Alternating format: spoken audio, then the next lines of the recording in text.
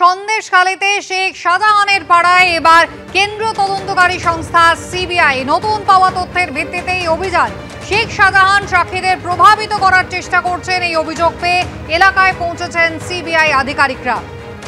এর আগে ইডির অভিযান হয়েছিল আপনারা জানেন, এবং তখন ধরপাকড় একেবারে ইডির আধিকারিকদের মারধরের ঘটনা ঘটেছিল সন্দেশখালীতে। তারপর অনেক দিন কেটে গিয়েছে, শেখ শাহজাহানের পাড়ায় এবার কিন্তু কেন্দ্রীয় তদন্তকারী সংস্থা সিবিআই নতুন পাওয়া তথ্যের ভিত্তিতেই অভিযান চালিয়েছে সিবিআই।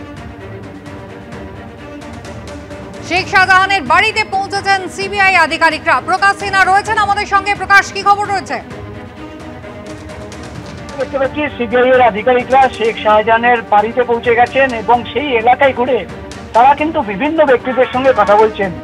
নতুন কিছু তথ্য রয়েছে, নতুন কিছু সূত্র রয়েছে, যেটা সামনে রেখে আজকে ফের সিবিআই এর গোয়েন্দারা সেখানে অভিযান চালাচ্ছেন এবং সেখানকার এলাকার বাসিন্দাদের সঙ্গে কথা বলছেন। তার মধ্যে একটা তথ্য যেটা আমরা সিবিআই সূত্র মারফত জানতে পারছি, যে গোপন সূত্রে এবং একাধিক অভিযোগ সিবিআই দপ্তরে জমা পড়েছিল যে শেখ শাহজাহান সে কিন্তু তদন্ত প্রভাবিত করার চেষ্টা করছে এবং সাক্ষীদের হুমকি দিয়ে তাদের প্রভাবিত করার চেষ্টা করছে। এবং এই অভিযোগ পাওয়ার পর সিবিআই এর গোয়েন্দারা আজকে আমরা দেখতে পাচ্ছি ফের পৌঁছে গেছেন শেখ শাহজাহানের বাড়িতে। পরিবারের সদস্যদের সঙ্গে তারা কথা বলছেন, সেই এলাকায় যে বাসিন্দারা তাদের সঙ্গে তারা কথা বলছেন।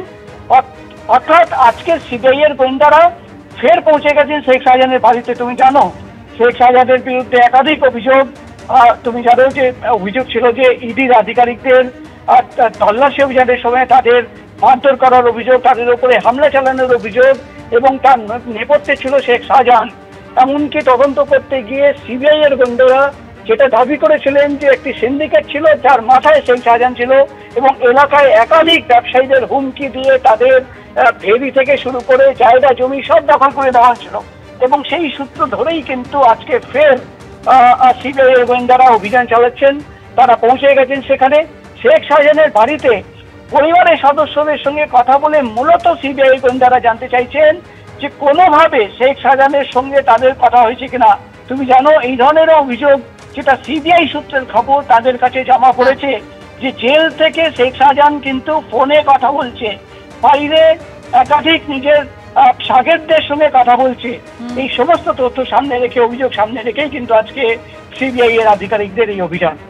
ধন্যবাদ। 50,000 টাকার বদলে প্রশ্ন বিক্রি হয়েছে যে অভিযোগ বিরোধী দলনেতা করেছেন তাকে খারিজ করে দিয়েছে স্কুল সার্ভিস কমিশন। এসএসসি জানিয়েছে দুটি পরীক্ষার সব প্রশ্নই সুরক্ষিত রয়েছে। এ নিয়ে পরীক্ষার্থীদের আশঙ্কিত হওয়ার কোনো কারণ নেই।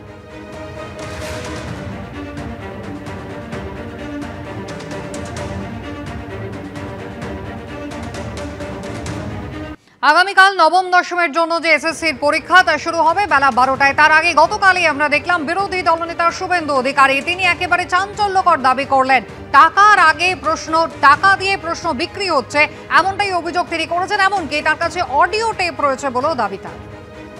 মমতা প্রশ্ন বিক্রি করবে। আমি অডিও রেকর্ড পেয়েছি, 50,000 টাকায় প্রশ্ন পাওয়া যাচ্ছে। বসিরহাট থেকে আমি অডিও পেয়েছি। এটা এসএসসি এই পরীক্ষার 7-14 ইয়েস। ও জানে ওএমআর এ হাত দিতে পারবে না। চোর মমতা প্রশ্ন বিক্রি করবে, তার ভাইপো মাল তুলবে। সুজয় কৃষ্ণ ভদ্ররা ছিল, জীবন সাহারা ছিল, এবার আরো কিছু নতুন এজেন্ট দিয়ে করবে। বিরোধী দলনেতার এই চাঞ্চল্যকর দাবি, যার পাল্টা সুর চড়িয়েছে শাসক দল। শুভেন্দুবাবুর কেন্দ্রীয় সরকারের যে নির্বাচন পরীক্ষাগুলো হয়েছে সেগুলোর অনিয়ম জানেন, কি ভয়ঙ্কর সব অনিয়মগুলোর অভিযোগ উঠেছে। ফলে একটার সবে কেন বিভ্রান্তি তৈরি করছেন? এতগুলো ছেলে মেয়ে চাকরি পাবে, একটা পরীক্ষা আসছে, পরীক্ষাগুলোকে তো বাদ রাখুন এই রাজনীতির থেকে। আর এরই মধ্যে প্রশ্ন ফাঁসের মিথ্যে অভিযোগ তুলে সোশ্যাল মিডিয়ায় পোস্ট করার অভিযোগে এক ব্যক্তিকে গতকাল গ্রেফতার করেছে পুলিশ। ধৃতের নাম অরিন্দম পাল। পুলিশ জানিয়েছে দুদিন আগে এই পোস্ট করেছিলেন ধৃত ব্যক্তি, যেখানে তিনি নিজেকে মুর্শিদাবাদের বাসিন্দা বলে দাবি করেন এবং লেখেন ফোনে চাকরি দেওয়ার নামে তার থেকে 14 লক্ষ টাকা চাওয়া হয়। ফোনে বলা হয় পরীক্ষার দুদিন আগেই প্রশ্ন এবং উত্তরপত্র তাকে দিয়ে দেওয়া হবে। এই পোস্ট নজরে আসতেই পুলিশ নড়ে চড়ে বসে। পরে তদন্তে গোটা ঘটনা অন্যদিকে মোড় নেয়। পুলিশ জানিয়েছে ধৃত ব্যক্তির বাড়ি মুর্শিদাবাদে নয়, পশ্চিম মেদিনীপুরের চন্দ্রকোনায়। পুলিশের দাবি ধৃতই অরিন্দম পাল চন্দ্রকোনার মাংরুল গ্রামের বিজেপি নেতা। বিজেপির একাধিক হোয়াটসঅ্যাপ গ্রুপের সঙ্গে সে জড়িত। সরকারকে কালিমালিপ্ত করার জন্যই এই ফেসবুক পোস্ট করা হয়েছে বলে দাবি পুলিশের।